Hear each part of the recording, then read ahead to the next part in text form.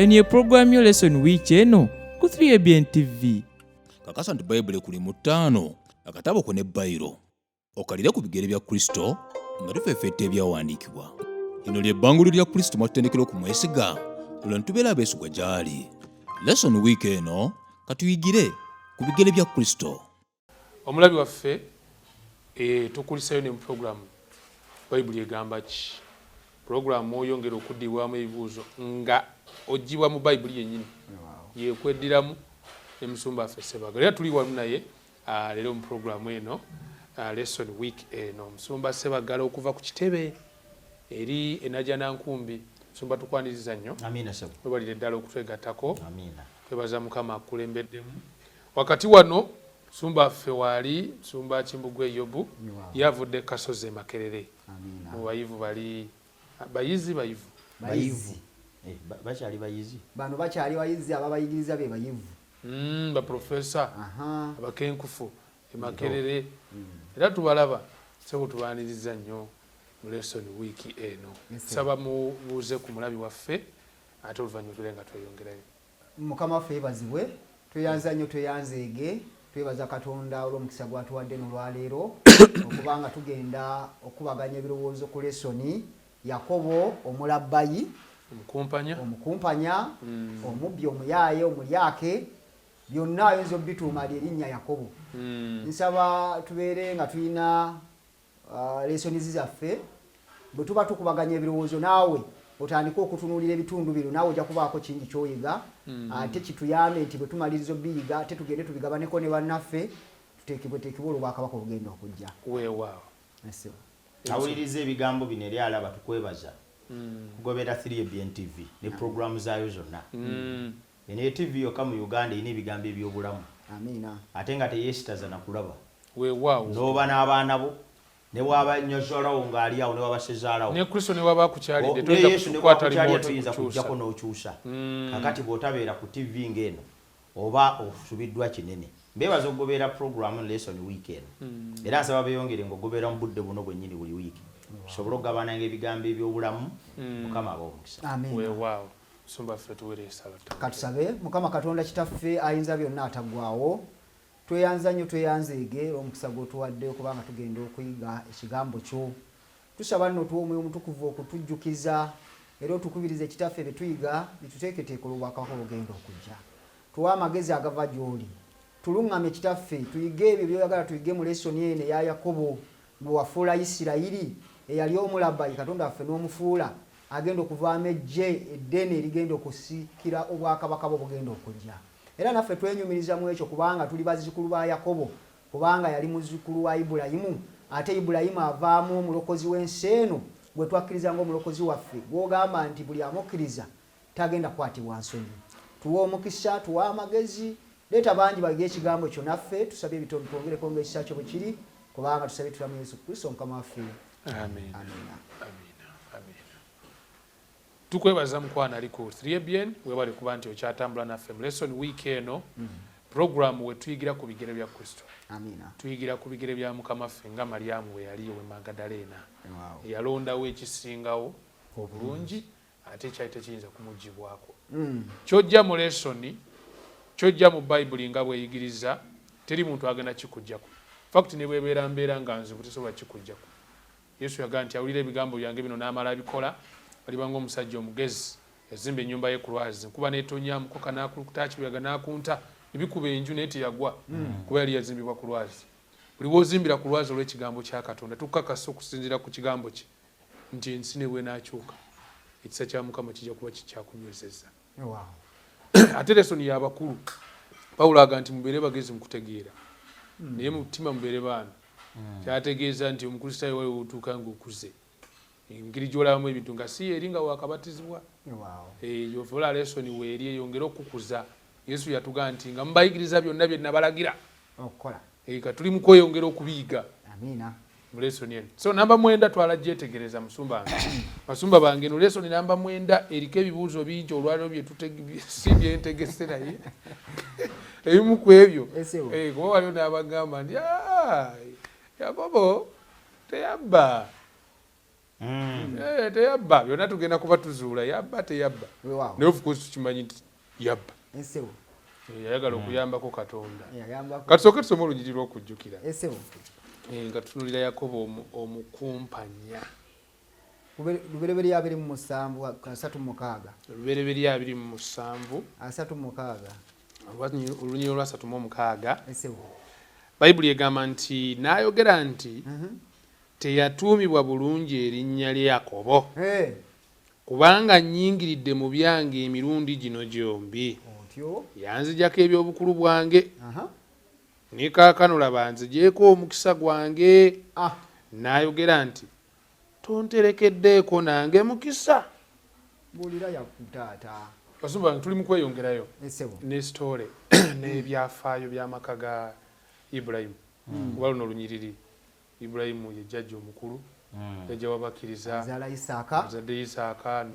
wasizza Rebeka embaga mugimanyi nga bwe yali ebyaddirange ebyasookawo ng'embaga tennabawo n'okubaawo kwayo okugezebwa kwe yayitamu emyaka 2 nga tannazaala amaze bazadde abalongo ate nti omulongo kato ne waswa katajja akutte ekisinziiro kya waswa tondekaayo eno ekyo kyekimutuumisa ddala kagezi munnyo naga nti baayi ono nga muyaaye obuyaaya butandikidde mu lubuto ono nga muyaaye azza atya nti azze akutte ekisinziiro kya mukulu we kwegamba tulaba kati twolekedde emu ku stories enyuma omusajja agiyita sibling rivalry omusajja bano walimu okwekoona okwesikka ate nga bandeemu ate nabalongo okwegajambula nteekwa n'okuba nga nnengera nga balinga abafaanagana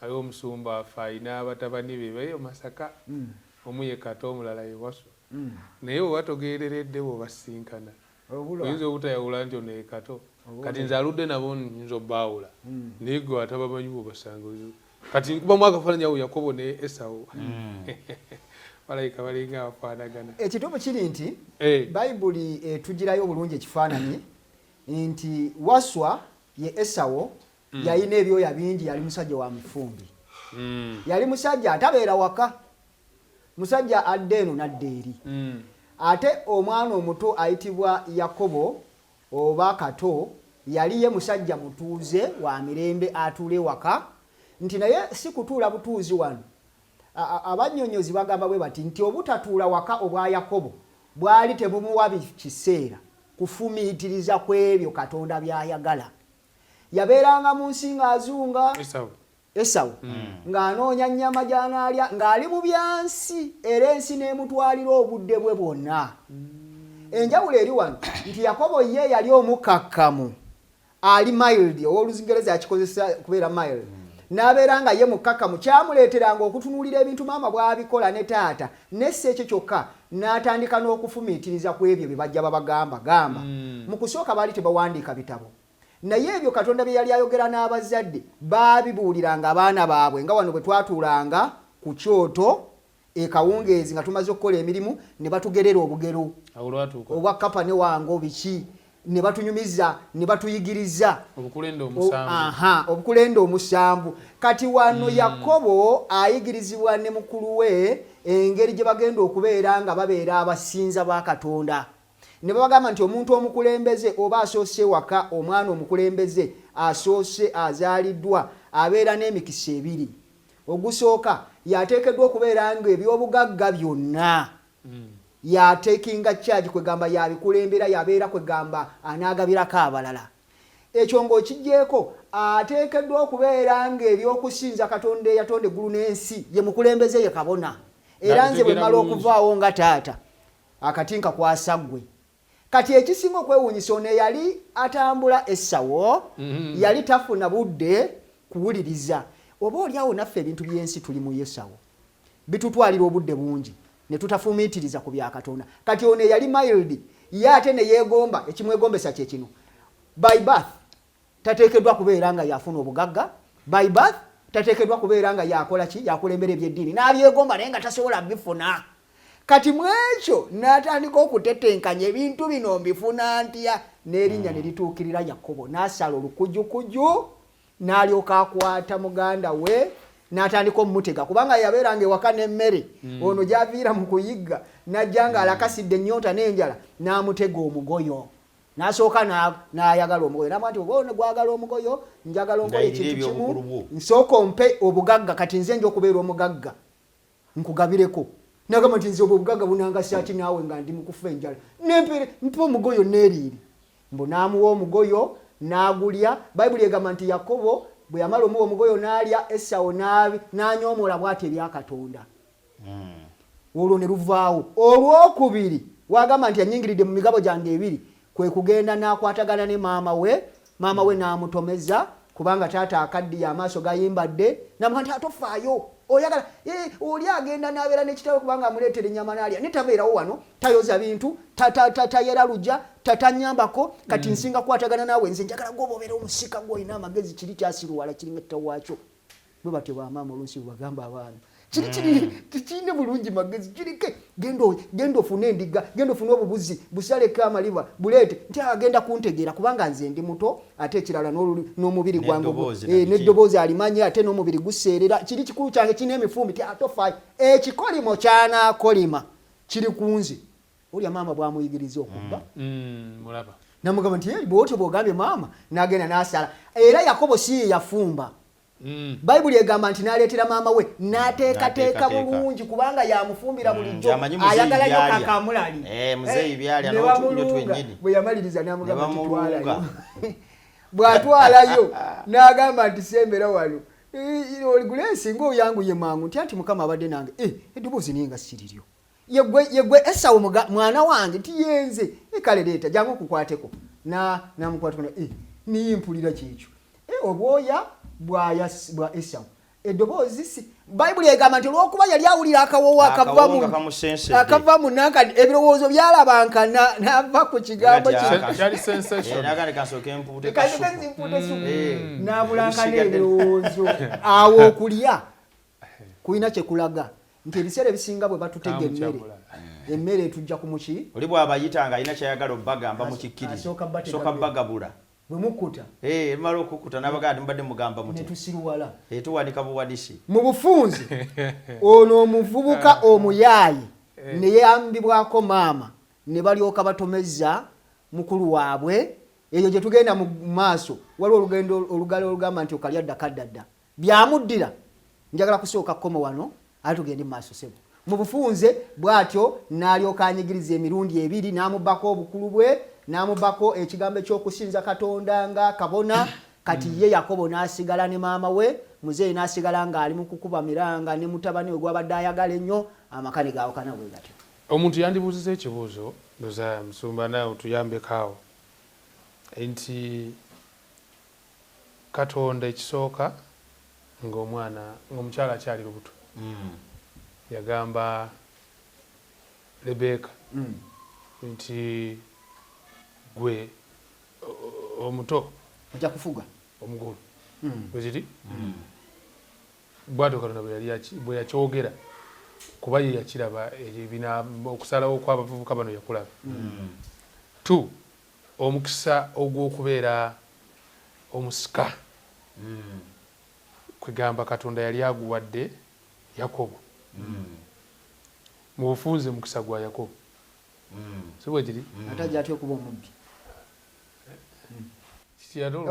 tugende maaso otyo so ensonga tuziraba ziizo nga bwe zize esoose omwana bamumanya Katonda yennyini yamulangirira azaaliddwa ekitegeeza nti omukisa gugwe bw'aba amuwadde emmere agikutte n'agimu yagambye ye yennyini n'aganoga nti tebingase ebyokubeera mu bufunze yetabirabye mu makulu kati ono abirabyemu amakulu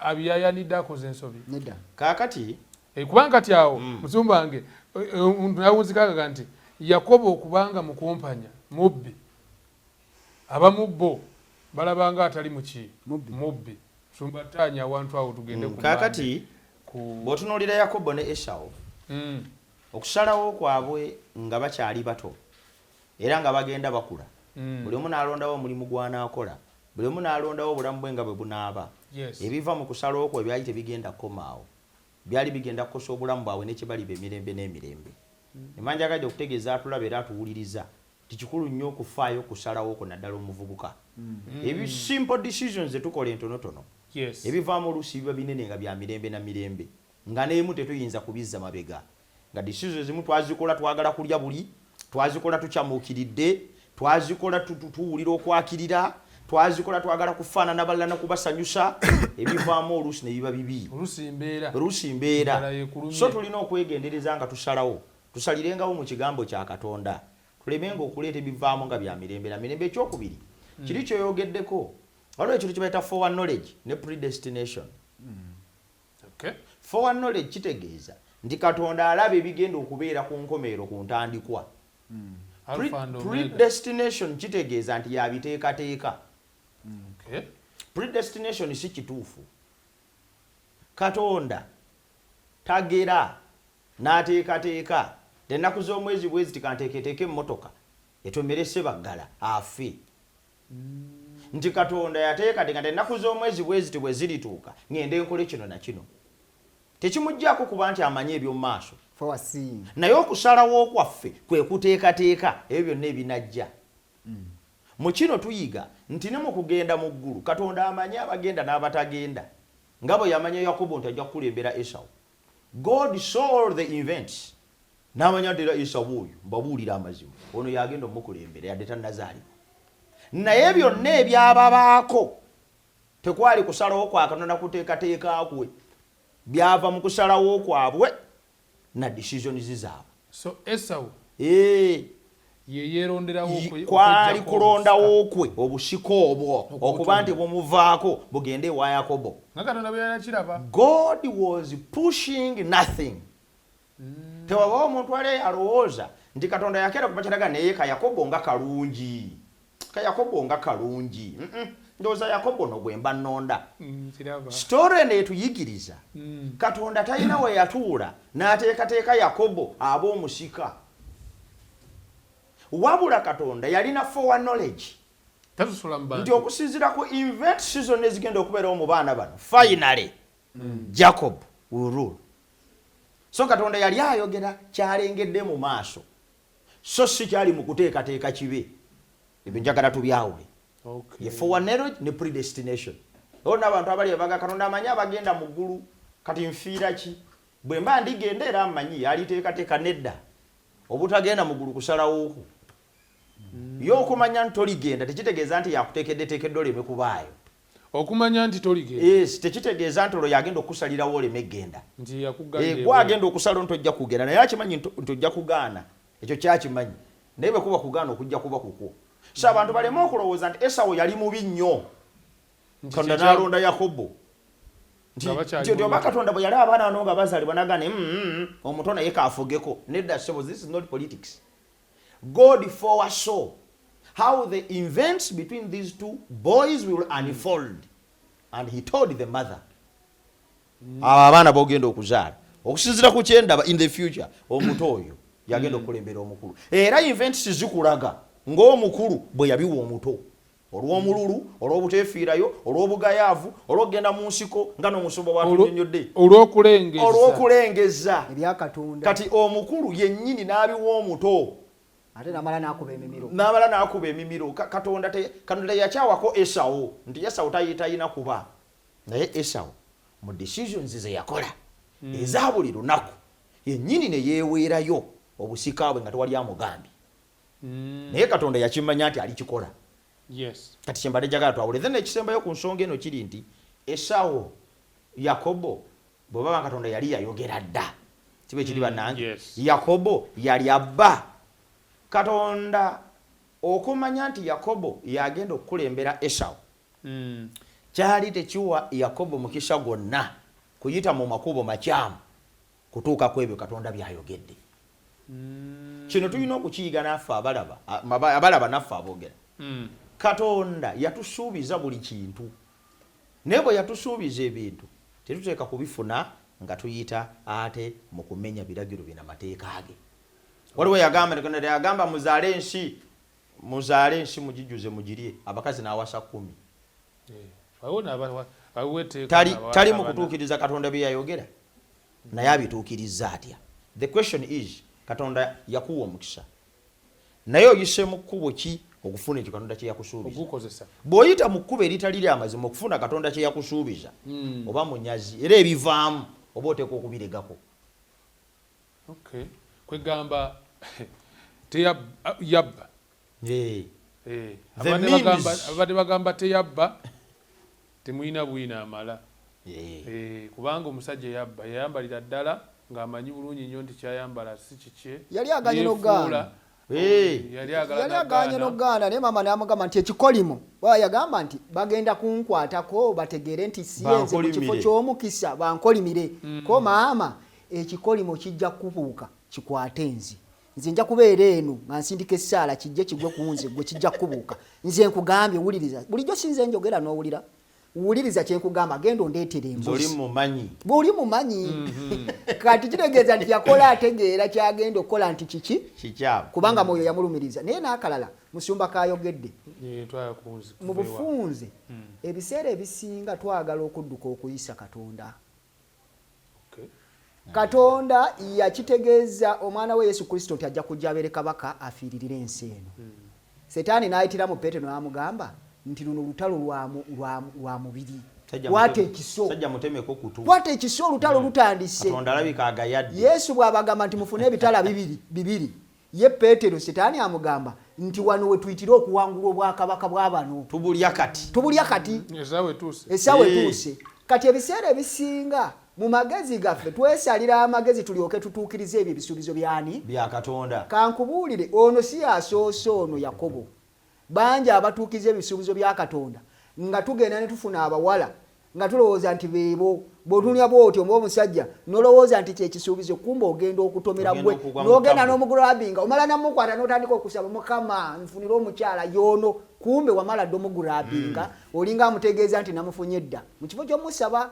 Kati ebiseera ebisinga bwe tumala okutomera ne tulyoka tukomawo. Ebiseera ebisinga tugulabinga ne tubba emikisa era ebintu bikyanyuma.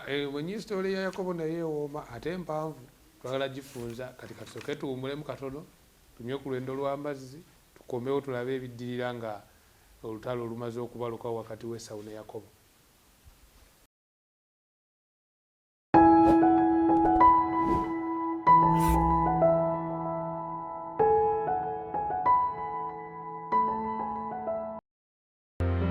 Nendaba malayika omulala ng'abuuka mu bbanga ery'omu ggulu ng'alina enjiri ey'emirembe n'emirembe okubuulira abatuula ku nsi na buli ggwanga n'ekika n'olulimi n'abantu.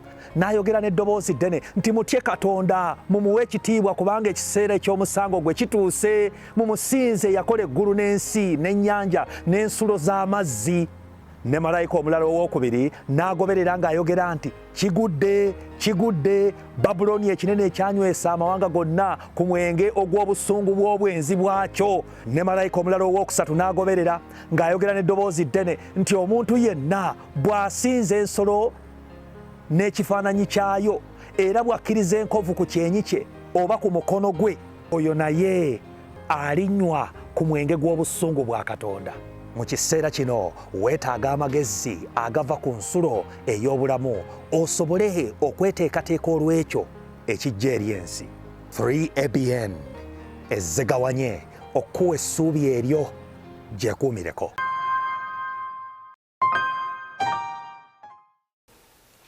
Omulungi mukwano gwaffe ali ku 3ABN tukulisaayo mu kuwummulamu. Tukwebaza kuba nti otambula naffe mu program Leesoni wiiki eno. Tuli mu kwetegereza ebyafaayo by'omusajja ayitibwa Yakobo muzzukulu wa Ibulayimu. Wakati we tulabye embiranye wakati we ne muganda we Esawu ng'eviira ddala kuba nti Yakobo yakozesa obukujjukujju okutwala ekyo ekyali ekikye. Lulimi lwengozezza lutuufu. Ekintu kyali kikye naye n'ayagala ate ayite mu bukujjukujju kuba yagenda okulaba omusajja agenda kufa ngalo obudde buggwayo nga tayinza okufiira awo n'akutukanga ekintu kimuweereddwa ate omusajja ayinza okukomawo ne bakimuwa alemedde ebyapa anyway waliwo awo bisigala tabiddiddwamu naye tubireke naye waliwo ate ekirala bayibuli egamba nti nga bwe kyawandiikibwa Yakobo Katonda gwe yayagala n'akyawa Esawu Balumi sura 9:13 Katonda yayagala Yakobo n'akyawa Esawu mu bufunze nze njagala kukiddamu bwe nti yakyawa Esawu bayibuli eyamukyawa kansuuke nziremu bwe ntyo nga bw'oyagala nziremu nedda ddamu ekituufu kye kino bayibuli egamba nti njagala abo agamba nti obanga munjagala munaakolanga ebiragiro byange enteekateeka yali erambuluddwa ku baana abavubuka ababiri ekyokukola nga bakimanyi omuto n'asalawo okukola ebyo Katonda byagamba omukulu n'abigaana ekyo kyennyini ne kifuuka olukomera omuto okubeera ng'atambuliramu ebyo Katonda byayagala n'omukisa gumuyiikeko ekyo kyennyini kye yagaana ne kifuuka olumukomera okubanga emikisa gya Katonda tegimuyiikako nga kyenjogera kyekiriwa ebigambo by'owulira ebya Katonda bifuuka omukisa bifuuka ekkuba erigenda okutwala mu ggulu bw'obikkiriza ebigambo ebyo bw'obigaana bifuuka ekikolimo kubanga olukomero olukutangiira obutabba obutayenda kufuna gazibu luba lukufuddeko kati bw'agamba nti n'ayagala Yakobo n'akyawa Esawu kyagamba nti ekigambo kye yawulira Yakobo kyamufuukira omukisa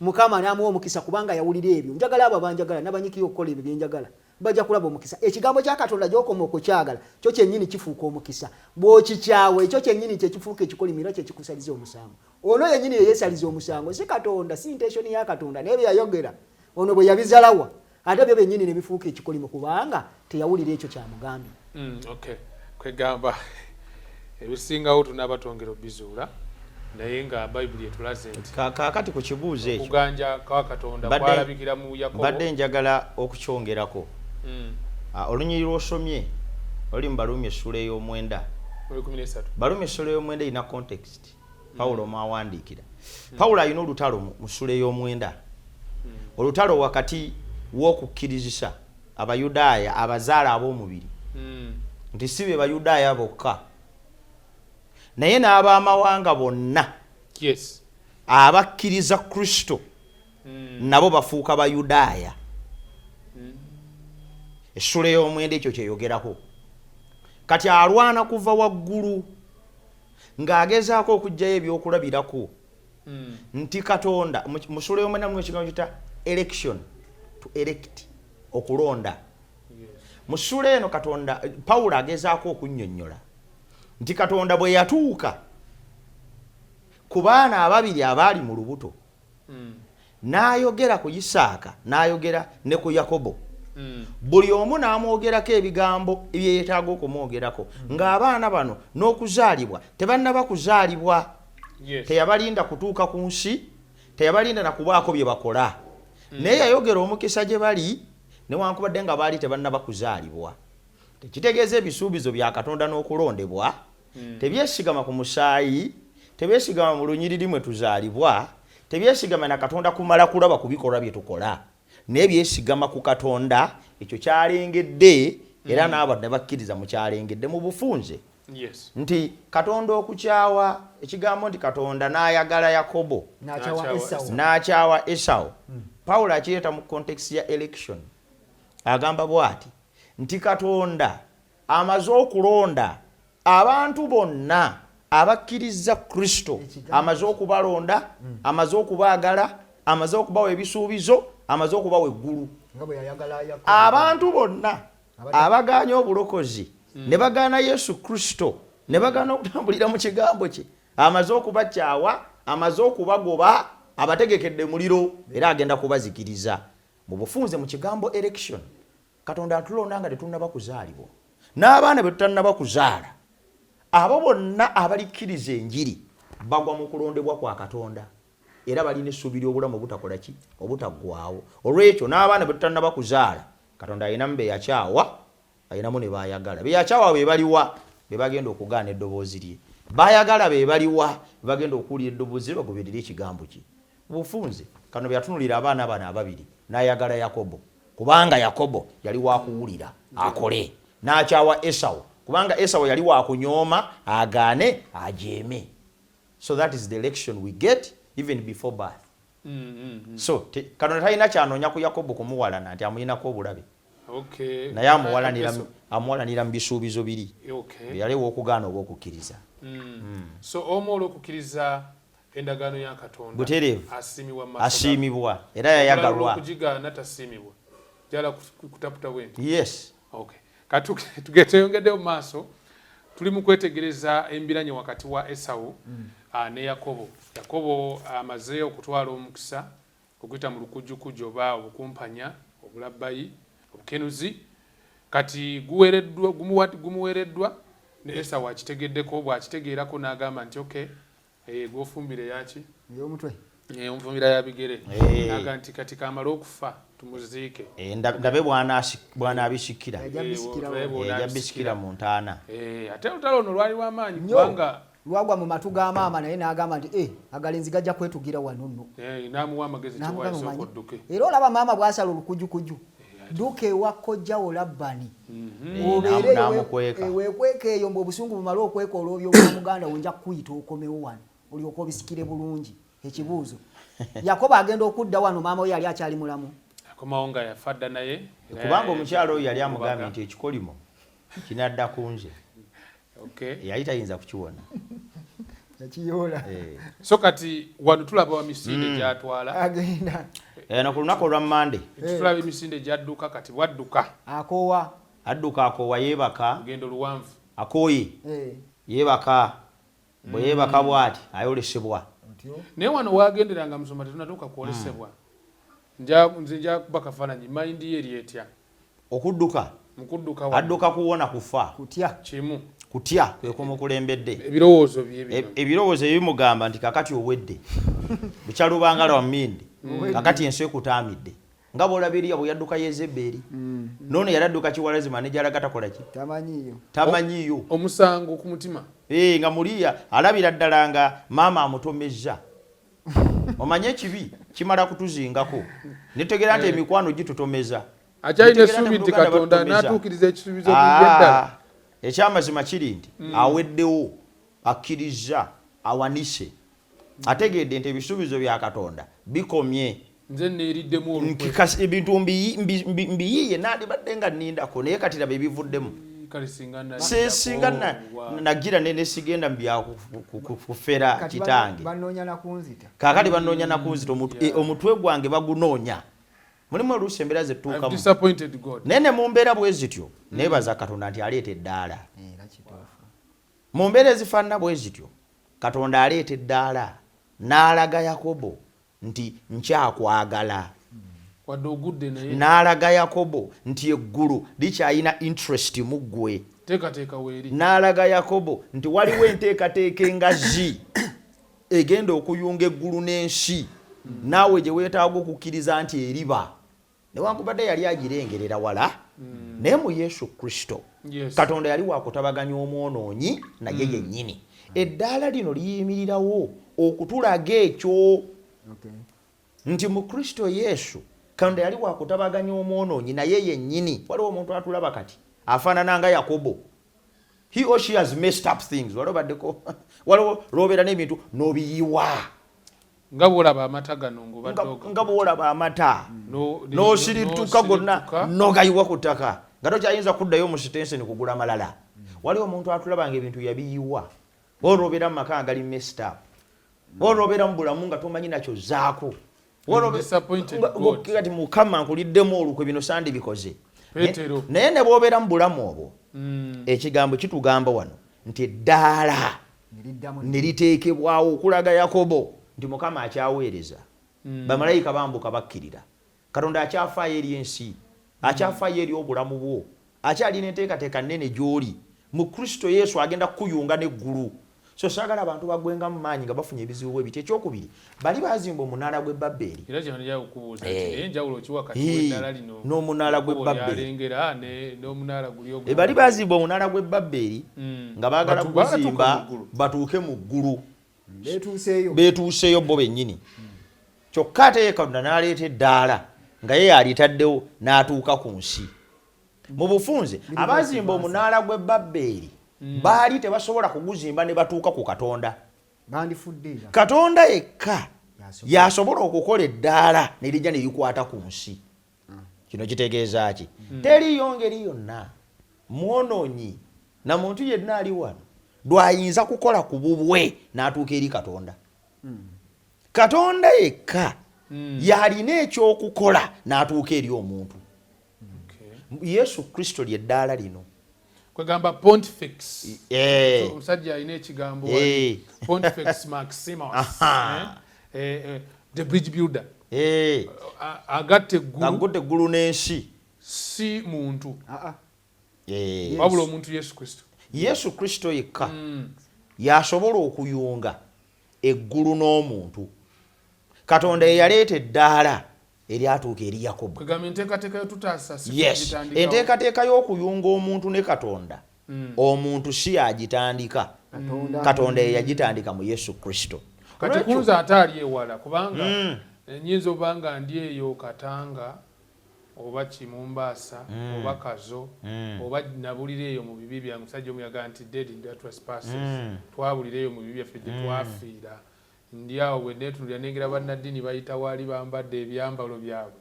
Tubalaba bafuna dda tiketi eziyingira emiryango gy'eggulu. Naye nze ndi eno nasaadi waabwe nenywerako n'ekayaga n'ekenge. Sisuubira nti eriyo n'essuubi. Eddaala lino limpa antuukako eno gye ndi. Katonda atuuka ku Yakobo omunyazi. Yakobo agudde wansi. Munyazi, mukulupya, mufere, muyaaye. Naye mu mannya ago gonna Yakobo ge yali ayitibwa. Wansi awo kutaka ng'agudde nga tamanyi kyazzaako n'olugendo lumuyinze. Eddaala ne lijja ne lituuka awali Yakobo. Katonda n'amulaga nti wakyaliwo essuubi gy'oli. Kibi nnyo omuntu okubeera n'alowooza nti gy'ali Mukama tafaayo. Katonda mweteefuteefu okuyunga enkolagana naffe katubeere nga tuyitibwa ba Yakobo. Nga Leesoni bwe tuyigiriza. Kwegamba eddaala lino omulabi kyaba afuna nti ye Yesu Kristo. Yes. Ekkubo atugatta amazima n'obulamu teri agirisira kujja nga ayise mu nsi. Ate eddaala lino likoona ku ggulu ne ku nsi ne lituuka ku nsi. Kitegeeza nti Kristo atutuukako gye tuli eno yonna we tubeera. Musumba eddaala lino Katonda yayina obusobozi okunoonya omuntu Eva yeekolera ebyo yakyova olaba wano nga ne Esawu bye yalimu byakunoonya byansi. Ate era ne Yakobo n'ayagala okukwata oluwenda lwe lumu ng'ayagala okwekolera yalabike nti afuna. Ne Eva Katonda yayina enkola entuufu. Era n'abantu bano Babeli ne Beseri omuwandiisi wa Leesoni yabinnyonnyodde n'agamba nti baagala okufaananyiganya biina luutu y'emu bino ebigambo. Naye Beseri kitegeeza nti ye yeekaalu awasinzibwa Katonda mwoyo ne mazima n'omutegeera w'oyima. Naye Babuloni oba Babeli kwe kubeera ng'oli mabega w'ekibuga nga tolina nabo okiyingiramu. Kwegamba byokola birina kireebereebe kwegamba Katonda bw'ajja akoma ku mutima kungulu eno tayingira munda. Akoma kulungulu wagambira nti ndi wano nziguliraawo gwe ng'oli awo osirise. Kati ebintu byonna bye tukola bibaako we bikoma ng'abantu. Era abantu abalina enjigiriza fuba nnyo, kola nnyo, eggulu ogenda kulifuna mpeera.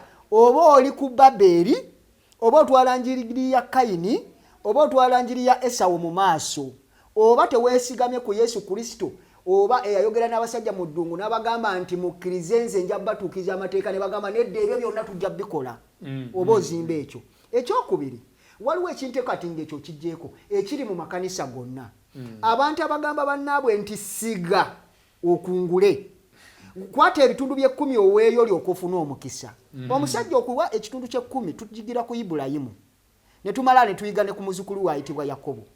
Bo bolaga nti Katonda olw'okuba otukoledde ebyekyewuunyo ebyentiisa kaakano tuleeta okwebaza tuleeta okusiima kubanga emikisa gy'otukoledde mingi tubadde tetwetaaga na kubeera balamu naye tuleseewo lwakisa kati enjigiriza ya sitaani yeeno Mukama muwe enguzi bw'anaalaba ng'owaddeyo nnyo alyoka akubunduggulira omukisa oba oli Babulooni eyo enjigiriza ya Kibabulooni yava Misiri eraga nti olina by'okola n'otuuka okusatisfyinga oli Katonda waabwe gwe bayitaani bamuyise Maati oteekeddwa okukola ebirungi bingi n'omusinga n'omusinga n'omuyisa kati nga kitegeeza nti osobola n'okukola ebintu ebirungi n'oyisa ne Yesu Kristo smarta n'omusukkako kati kitegeeza kati gwe bridge builder kati gwe osobola okugatta wakati wo ne Katonda Yesu omugyewo kati byokola bye bisiimibwa Bayibuli egamba nti n'omuyinula bikongedde tebisobola kukuyamba kyava agamba nti Yakobo Katonda ye yagenda wansi n'amusanga nga yeebase nga aweddemu amaanyi ngadduka muganda we mukutulako mutwe ng'ali awo ali disappointed Mukama n'amugamba nti atofaaweyo Yakobo toggwamu maanyi kati era nkomyewo nakati saategedde guno gwe mulyango ogugenda ne mu ggulu Mukama anzijjukidde kati mu bufunze omuwandiisi wa Leesoni atulaga nti ebizibu byaffe katubiteeke ku Katonda ajja tukolera omulimu ogusinga obunene okusinga ogamba nti ffe tufube mu maanyi gaffe tufune eggulu wow. Kati ndowooza n'ekisuubizo katukisomeko nga tugenda ku katundu akaddako Katonda wano okuyita mu ddaala lino he gives reassurance okukakafu abumuddiza nti sebo wadde kale obadde obuze naye wendi naye manya nti endagaano yange nkyaginyweza kituufu totya obadde ogudde okay ole 15 Lwero 28 lugamba nti era laba nze ndi wamu naawe naakukuumanga gy'onoogendanga yonna era ndikukomyawo mu nsi eno kubanga siri kuleka okutuusa lwe ndimala okukola bye nkugambyeko biriwa ole 14 n'ezzadde lyo linaabanga ng'enfuufu y'oku nsi era oli buno ebugwanjuba n'ebuvanjuba n'obukiiko obwa kkono n'obwa ddyo ne mu ggwe kiri kyennyini kyasuubiza Ibulayimu ne mu ggwe muzadde lyo ebika byonna eby'omu nsi mubiri weerwa omukisa so endagaano Katonda asigala aginyweza wadde ye Ibulayimu Yakobo abadde agudde kati amusitulawo n'ebigambo nti waayi olugendo endagaano etagita oddemu amaanyi bakunoonya kutta nkyali naawe tojja kufa kati mu kufunza gundi eno kubanga sitole y'omusajja ono ewoomerera ng'ombisi gw'enjuki agenze ajja addukidde atuuse ewako jaawe epanadalaamu bamulimba aweja atufunze bamulimba alabye omwana muwala gwayagala owasa ate ne bamulimba ne bamuwaamu omulala nde n'ekibuzo kyange bwe tulituuka mu ggulu kubanga nyiza obanga sinafuna kinziramu kigamba Yakobo watuuka ozuula amazima wagazuula ddi mu ntandikwa mu nkomerero mazima gaaki nti ono si Irakeeri nti njakibuuza nga tusema nkeera amala kuzuuka nkeera n'alyoka ategeera baakozesa omukisa ogw'amasanyu endongo eŋŋoma okulya n'okunywa tegerekese bulungi Labbaani yali amanyi bulungi nnyo kyateekwa omukolera amagezi bwe gamuggwaggwamu bwe gati nga tanese n'okutagala bw'ati n'amusiba oli nga takyayinza nakwawula oba ono yoono oba ono yoono akeera ku makya nga amaze omukuto gumuweddeko owala gyamuweddeko buli kimu kimuweddeko kyonna eraga nti musooke mulindeko nedda tekisoboka agenda okkaayana ng'ayiseewo naffe tulina n'okwegendereza mu mbeera ezifaanana bwe zityo sitaani bwato bwatukola kwegamba yali yalimba naye kati bamulimbye omubbi bamubbye yakumpanya kati naye bamukumpanyiza kali adda kakola ki kadda ekyo kiyitibwa lex talionis the law of retaliation the law of retaliation where there is an action there is a reaction nti erinnyo bw'olijjamu omulala naawe eriryo ligenda mu bufunze muze mu katundu kano kye nalabyemu kyekino omubbi bamubba mubbi tayagala kumubba Era Yakobo yawulira bubi nnyo nga bamuwadde omukazi omulala. Naye nga yeerabidde obulumi bwe yatuusa ku Esawu bwe yali ng'atwala omukisa gwe. Nkiraba. Ebiseera ebimu twebuuza lwaki ebintu ebimu bitubeerako mu bulamu.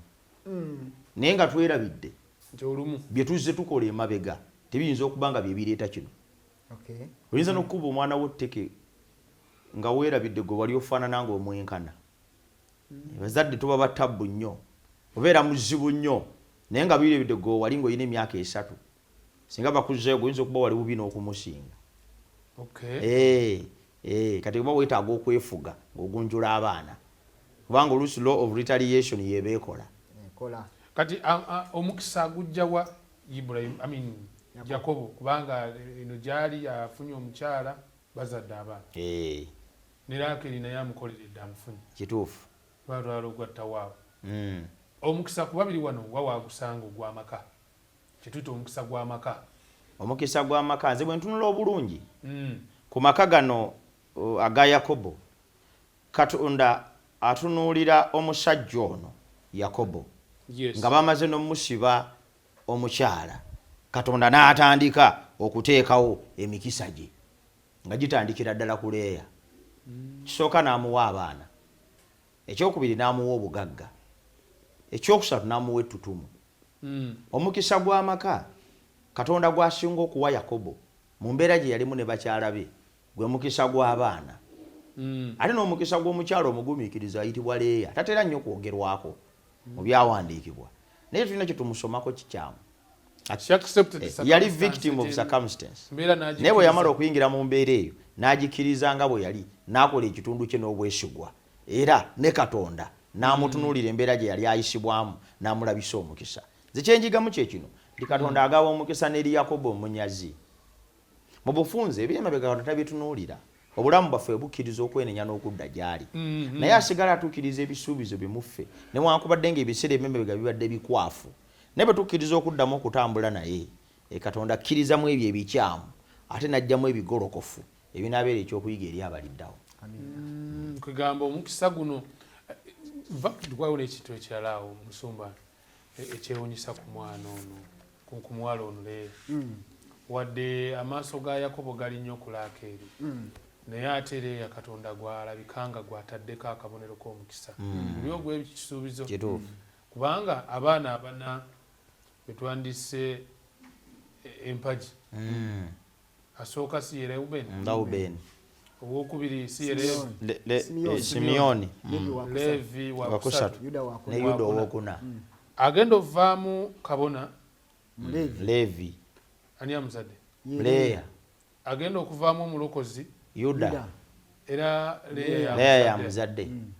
Naye bw'aba afudde bw'aba bagenda okuziika, bwe baziika ne Yakobo si Rakeri, Leeya.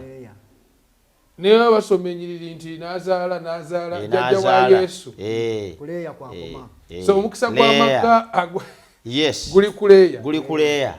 Oli yazaala bali ne Efulayimu si yava mu Yusufu. Efulayimu basinza bifaananyi, be bali mu Isirayiri eyo mambuka basinga n'okugwa ne bagwa. Mukisa n'aguteeka ku Leeya. Kyongera okulaga ndowooza ffe ndaba yaffe abantu mu bufunze kyenjagala okwogerako ekyo Musumba nti ebiseera ebisinga endaba gye tulabamu ebintu Katonda si bw'abiraba. Omusajja ayitibwa Isaaka ye bwe yalaba ebintu yalaba ng'omuvubuka ono w'emifumbi yateekeddwa okubeera omusika. Kituufu. Katonda n'abiraba bulala. Bw'oba otunuulidde ono yennyini omuvubuka gwe baakwatirwa ekissa n'afuuka omusika, ate naye bw'agenda okulonda abakyala ate n'alaba Nalumyanso. Nalumyanso gwe yalaba nga musamize kayingo, yakuba nnyo ensaasi. Mu kiseera we bamugambira nti va wano ogende, n'agenda n'amayembe ga kitaawe. Ate Katonda nno mwesigwa, ono baamukyawa kubanga teyali nnyo Nalumyanso. Naye olw'okuba nti ye yakyayibwa ne yeesiga Katonda, n'asigala ng'amukaabirira Mukama kubanga atuuka okuzaala omwana owookuna ono ng'amaze nakumuwaayo kwegamba yagula nanguzi n'atwala amadudayimu n'agamba nti olwaleero bambi kasuleke wange namuguze n'amadudayimu olwaleero kasuleke nga tabeera naye Mukama n'alyoka amujjukira. Obadde okikkiriza nti muteekateeka ya Katonda abantu abagenda okuzuukira bonna agenda kuzuukiza omusajja n'omukyala omwomu nga bwe kyali ku Adamu. Kubanga weebuuze lwaki Ibulayimu bw'aba afa n'aziikibwa Saara we bamuziise Baketula nabana abalala nga tebali naye. Lwaki kisoboka okubeera nga Isaaka bw'amala okufa noono omukazi we ne babaziika we wamuweewo kyokka ate ono Lakeri eyali ayagalwa ennyo n'aziikibwa ewala ne bagamba nti amalaalo ga Lakeri ne balyoka baddira ono atayagalwa ne bamuteeka ku lusegere.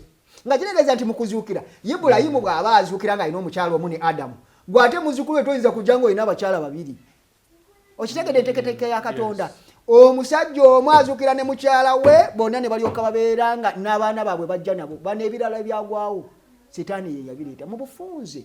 Katonda alaba ebintu mu ndaba gye tulaba mu ndala. Era atulaga nti bw'aba alonda abanaavaamu abantu abanabeera abaweereza mu famire kubanga agamba saalonda omu saamukolera oyo nali nnoonera ezzadde nali nnoonya ezzadde erirityani. Katonda tumukkiriza atulabirire. Mutuufu musumba. Ajja kukola ekisingako era emikisa gye gigenda tuyiikira nga Yakobo bwe yali ng'amaze okutegeera bino n'alyoka amanya nti Katonda yayinza byonna kubanga era yatuuka naye n'afuukanga. Bayibuli kyegamba nti kyosiga kyokungula. Yakumpanya eno n'adyekadyeka ne bamutomeza. Nze story eyo kyensinga ogiyigiramu. Esebo. Leya nani? Ne Rakeri. Abakazi ba Yakobo. Ngera 3:3 luga nti okuganja kulimba n'obulungi tebuliko kye bugasa. Naye akola ki? Naye omukazi atya Mukama y'anaakola ki? Y'anaatenderezebwanga. Kituufu. Weewaawo kale tuwunzike ne Yakobo asazeewo addeyo ewaabwe. Yakobo asazeewo agenda eka. Naye waliwo bise bino sorting. Luvannyuma lwa myaka nga 12. Yakobo akuze. Okay. Atandise okutegeera Katonda we Beseri gwe yasisinkana. Yakobo atandise okumanya nti sina kyenteekwa kukola okujjako nga ndagidde. Era alinda sigino ya Katonda asimbule okusobola okuddayo ewa kitaawe. Kabonero akalaga nti Katonda ajja atulera. Katonda ajja atujja mu kifo ekimu ng'atuzza mu kifo ekirala. Nga bwe wagambye okukula bw'otunula olugendo lwa Ibulayimu okuva gy'ava okutuuka ku lusozi olabawo okukula. Ne Yakobo tulaba okukula. Kaakati eyali omunyazi abaza bubaza ne bwe yali ewa Labani yali abaza. Yali muzibu nnyo nga ne wa Labani abalizaayo. Embuzi bwe zaatuuka okulinnyira n'endiga n'aga nti amatolobojjo gegagira n'addira obuti n'abusalaasala n'abuteeka mu maaso g'ezi nezirinyira ne bazaala bino n'atetenkanya n'ebirala. Naye kati mpola mpola byayiseemu mu bakyala be mu byonna bimuwadde okumanya nti Katonda yasinga. Basebo ne bannyaa abalaba ebigambo bino. Katonda atuyisa mu mbeera zonna zetuyitamu tusobole okukula. Mu mbeera zonna zetuyitamu ekibuuzo kibuuza. Si bizibu by'oyiseemu, yo si ye issue. Naye ebizibu by'amakaago, that is the most important thing. Ebizibu by'oyiseemu mu makaago si ye ensonga. Naye bw'oyise mu bizibu ebyo oyize eki? Okuze. Bwe wayenda. Embeera ekisuufu wayenda era Mukama akusaasidde. Naye oluvannyuma lw'embeera eyajja wayiga ki? Wakula. Ebizibu by'oyiseemu mu mirimu gyo bikuyigiriza ki? The supplanter Yakobo kaakati ayolekera olugendo okuddayo eka nga mu lugendo olwayolekera olw'okuddayo eka wagenda okusinkanira ne malayika amugambe nti kaakati shebu tokyayitibwa Yakobo omunyazi okuva n'olwaleero onaayitibwanga Isirayiri. Kwegamba agenda okusikira ebyasuubizibwa. Talina kuba Yakobo. Agenda okusikira ebyasuubizibwa alina kuba Isirayiri. Tumaliriza olugero luno nga Yakobo takyali sapulanta. Tumaliriza olugero luno ng'afuuse Isirayiri. kino kituwa essuubi nga naffe abasomye Leesoni eno. Musumba awo nyini Yakobo ye yefuula Isirayiri oba Katonda yamufuula kubanga mugamba nti olwanye ne Katonda n'olutalo okulushinga n'olukola ki yali yeetaagawo ensisinkano ne Katonda era ensisinkano eyo yagenda okuggwa ng'obulamu bwe bukyusiddwa. Abantu bonna abala ebigambo bino bakimanye weetaagawo ensisinkano ne Mukama bw'oba onaava mu kubeera supplanter obeere Israel the blessed. Kwegamba ojjanga bw'oli eri Yesu. Ojjanga bw'oli eri Yesu. Naye bw'omala omusisinkano ogenda okuvaawo ng'obulamu bwo bukyuse. Lwaki tetuyigira ku Yakobo? Naffe tuliyo tulina amannya mangi bayaaye bafere baki. Naye bwe tunaafuna ensisinkano ne Mukama tetugenda kusigala kyekimu. Sumba. Taata. Ekigambo kye kiggalawo. Ekigambo ekiggalawo. Yakobo azzeeye addayo eka. Akatundu kano kagamba the blessing of the family. No. Tuli ku. Oli ku Thursday kano. Ensisinkano. Leaves. Jacob leaves. Yakobo azzeeye eka. Addayo waka ng'ava. Empalana. Ng'ava. Yogera ku mpalana eyo. Ng'ava ewakojjaawe. Epanadalamu addeyo asisinkana ne Mukama amulaba empalana eri gye yali ajja ng'agijja eri n'emuleeta eno ayagala okuddayo atuuka ekiseera kye bayita to agonize. Omusajja akyalina effutwa ku mutima ayagala mutta. Omusajja ali eri ajja ate kati gyenzira Mukama Katonda wange mwoyo obunabbi agamba nti omusajja ono bwe yakaaba ennyo ekiro ekyo ate Katonda n'asindika malayika kubanga ekitufu Esawu yali ajja kulwolera ggwanga ye. Abasajja bina n'agenda n'amusisinkana n'amugamba nti waayi ogenda kulwana ne mutowo naye mutowo ali eyo abonaabona akaaba amaziga.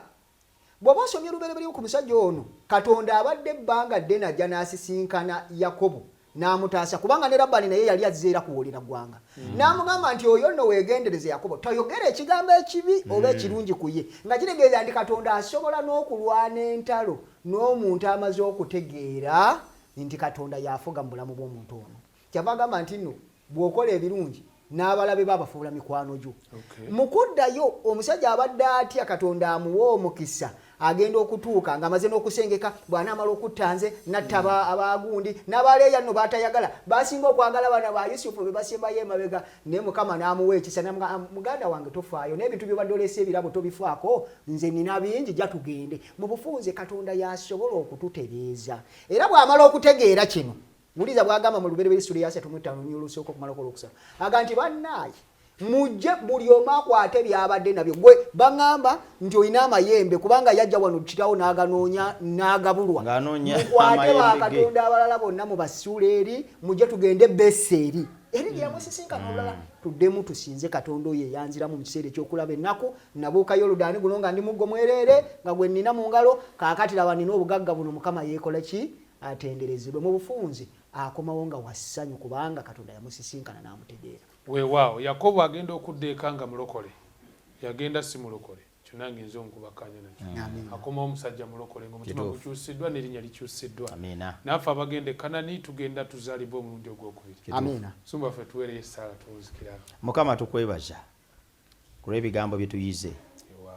Yakobo omunyazi oluvannyuma lw'emyaka egyawerako ne bye yayitamu yafundikira nga afuuse Isirayiri yafundikira nga agenze Beseri okusinza. Mukama naffe osobola okutukyusa wamu n'oyo alaba ebigambo bino kwata ku bulamu bwaffe otukyuse tukufaanane. Mukisa go n'ekisa kyawamu n'emirembe bibeere wamu naffe bitambule naffe okuva leero okutuusa emirembe gyonna. Otusabe n'okwebaza okuyita mu linnya lya Yesu Kristo Mukama waffe. Amen. Webale nnyo mukwano gwaffe webalire ddala kuba nti obadde otambula naffe. Oyo Yakobo eyali omukumpanya n'afuuka Isirayiri. Katonda asookyusa erinnya lyo n'obulamu bwo n'omutima gwo ate n'oba nga oteekebwateekebwa obwakabaka bwe bugenda okujja n'obeera ekitundu ku ndagaano Kristo gy'alayirira bonna abamukkiriza. Tusaba Ssabbiiti ekubeerera omukisa era ekisa kya Kristo kyeyongere gy'oli.